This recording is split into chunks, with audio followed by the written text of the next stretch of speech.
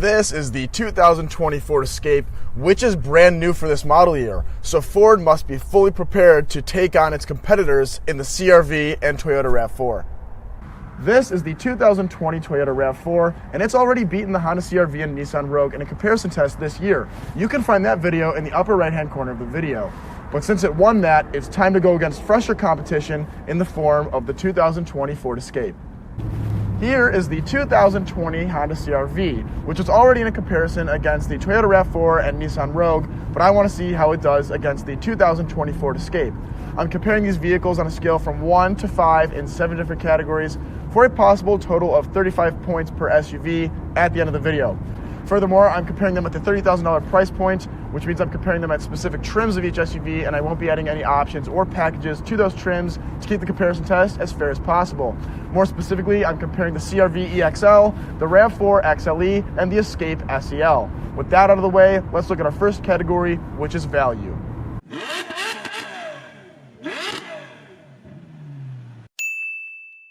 The 2020 Ford Escape SEL has an MSRP of $29,255. On the outside of the new Escape, there are daytime running lights and traditional halogen headlights and fog lights, though the taillights and signature lighting up front are LED. Up top, there are roof rack side rails, and mounted on the sides of the vehicle are heated mirrors. Loading cargo is easy with a hands-free powered tailgate, of which Ford was the innovator with a kick under the rear bumper. The wheels match what we're going to end up seeing on the Honda at 18 inches in diameter. The Smart Key has a remote start and keyless access system, and being a Ford, it has the pin code on the side of the door for access too. On the inside, the driver is treated to a 10-way power adjustable seat with lumbar support, as well as a memory function for the mirrors. The passenger gets 4 ways of manual adjustment, but both front seats are heated. The interior is not genuine leather, but is instead a good replica called ActiveX that is very durable and easy to clean. The steering wheel is real leather, however, and it's also heated, a feature that only the Escape and the Rogue SL have at this price point. Behind the steering wheel is a gauge cluster with a 4.2-inch screen that displays key driver information like trip distance, the odometer, and fuel economy readings, among many other features. Flanking it are 2 analog gauges for the speedometer and tachometer, and below it are the temp and gas gauges. There's another screen present in the middle of the dashboard, which is an 8-inch unit that has Ford's Sync 3 infotainment system. In the SEL trim, it has Apple CarPlay, Android Auto, Amazon Alexa, Bluetooth, and a subscription to Sirius XM. The system responds to voice commands, the buttons of which are located on the steering wheel. Music is played through this infotainment system to 6 speakers in the cabin. Convenience features seem like they could use a little work, because even though the Escape has push-button start, express windows all around, and 3 USB ports, the rear view mirror doesn't dim, and the climate control is automatic but not dual zone. To get those features, buyers will have to step into an options package or the higher titanium trim level.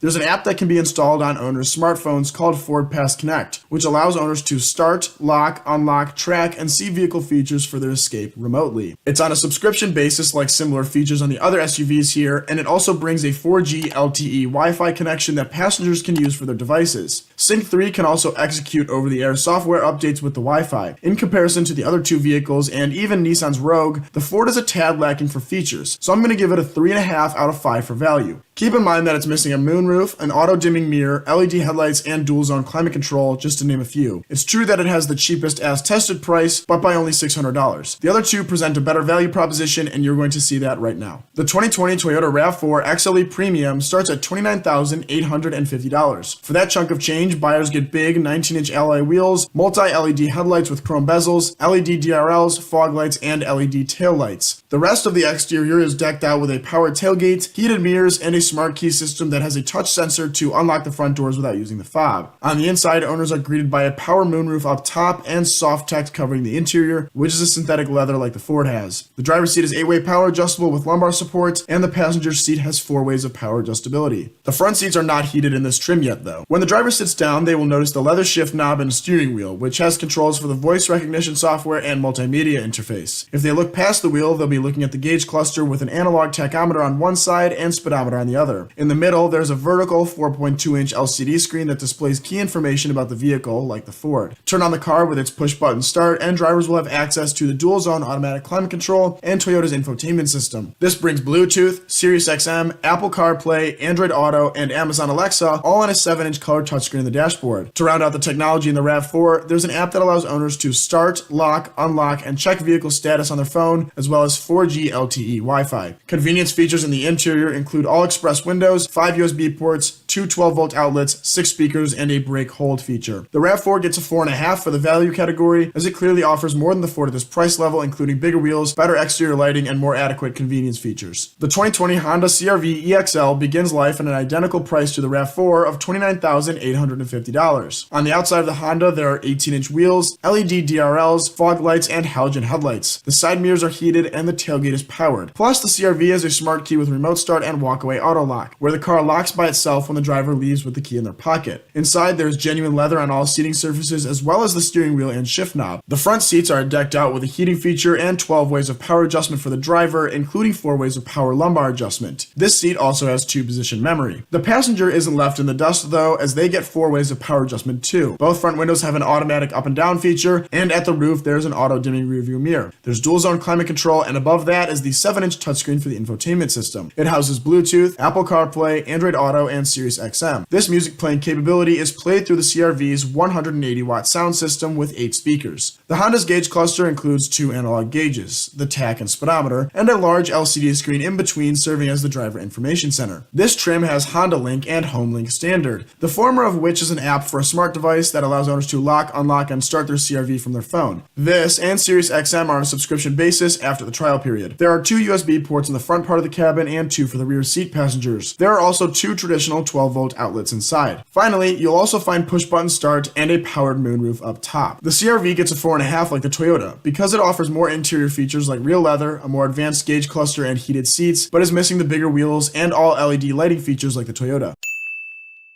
In this category, I evaluate the active safety features and look at the passive IIHS ratings of each vehicle. The 2020 Ford Escape comes with Ford Co-Pilot 360, a bundled package that includes pre-collision assist with automatic emergency braking and pedestrian detection, lane keeping assist, a blind spot monitoring system with cross-traffic alerts, and a reverse sensing system. The 2020 Escape is rated as a top safety pick from the IIHS, with the highest possible score of good in every category tested except headlights, which range from marginal to acceptable. The Ford is getting a 4.4 for this category, as it tops the Toyota in active safety tech, but the RAV4 excels in crash testing, as you're about to see. The RAV4 has automatic high beams, blind spot monitoring, dynamic radar cruise control, and lane departure alert with tracing assist. The IIHS rated the vehicle very highly as a top safety pick plus, and it scored good in every category they rate except headlights, where the score ranged from poor to good. Of course, the XLE trim has the best headlights in the model range. The Toyota gets a 4.7, mainly because it's got the coveted plus designation from the IIHS. The CR-V maxes out safety tech, as it comes with collision mitigation braking, road departure mitigation, adaptive cruise control with low speed follow, lane departure warning with lane keeping assist, forward collision warning, automatic high beams, and a blind spot monitoring system with a cross-traffic monitor.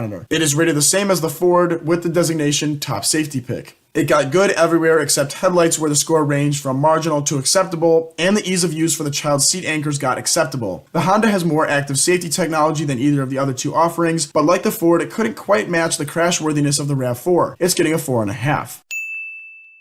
The base engine in the 2020 Escape SEL is actually a 1.5-liter turbocharged 3-cylinder engine, as opposed to a more traditional 4-cylinder. I'm sure Ford ditched the 4th hole to tote class-leading fuel economy ratings. It's also loaded with automatic stop-start technology to add to that goal as well. Though this may raise concern for power from the tiny engine, it's got enough to motivate the small SUV with 177 pound-feet of torque and a healthy enough 181 horsepower. The engine routes power through a traditional 8-speed automatic to the front wheels, though like the other SUVs here, all-wheel drive is an option. 0 to 60 takes 8.4 seconds, which is on the slower end of things, but is still enough to keep up with traffic. The RAV4 comes with a 2.5-liter inline 4-cylinder engine that's been around the block a few times. However, it makes decent power still, with 203 horsepower and 184 pound-feet of torque. Though it's an old engine, Toyota has kept it consistent with the times, with automatic stop-start. To further make the powertrain more modern, the 4 cylinders made it to an 8-speed automatic transmission. Power is routed through the front wheels, and this setup is good for a 0 to 60 run of 8 seconds flat. The CR-V has a 1.5-liter turbocharged 4-cylinder, making 190 horsepower and 179 pound-feet of torque. This power is going through a continuously variable transmission, which lacks gears and is used in the name of fuel economy. Like the other SUVs here, it's front-wheel drive, but all-wheel drive is an option. It's quicker than the Toyota despite the power deficit and CVT at 7.5 seconds to 60. The Ford is getting a 4.3 because it's the slowest in test, but retains a score this high because of the new powertrain. The other 2 SUVs both get a 4.5. The Honda scores high in the drag race and engine categories, and the Toyota scores high for power ratings and the transmission, like the Ford. The 2020 Escape manages 27 miles per gallon in the city and 33 on the highway, for a combined 30 miles per gallon. The RAV4 gets a very good 28 miles per gallon in the city and 35 on the highway, for the same combined 30 miles per gallon. The CR-V gets a very similar 28 and 34, again for a combined 30. Though every SUV here does better than the Nissan Rogue, the 3-cylinder in the Ford didn't seem to provide it an advantage. The Escape is getting a 4.7, the Toyota gets a 5, and the Honda gets a 4.9. I get this statistic from Consumer Reports, a company that uses historical data to predict new car reliability. Each car is rated on a scale from much worse than average to much better than average, with average of course falling in the middle. The Escape scored average reliability according to the organization, and the RAV4 and CR-V both got better than average. I assign a half point to each step up or down in those ratings, which means the Honda and Toyota get a 4.5 and the Ford gets a 4.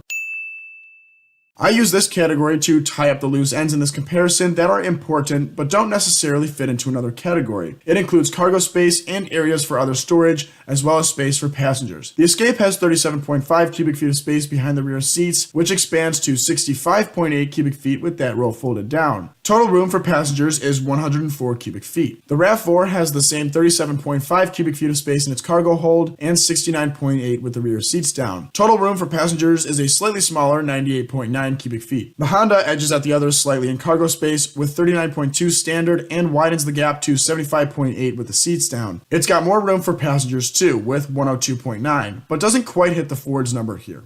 All three vehicles seat a maximum of 5 people and have 60-40 split folding rear seats. In this category, the Escape gets a 4.1, the RAV4 gets a 4, and the Honda manages a 4.2. This is the last objective part of this comparison, as I'm about to talk about the styling of each SUV, which is pretty subjective. If you're not interested in that, then feel free to stop the video here. Otherwise, stick around for a light design analysis.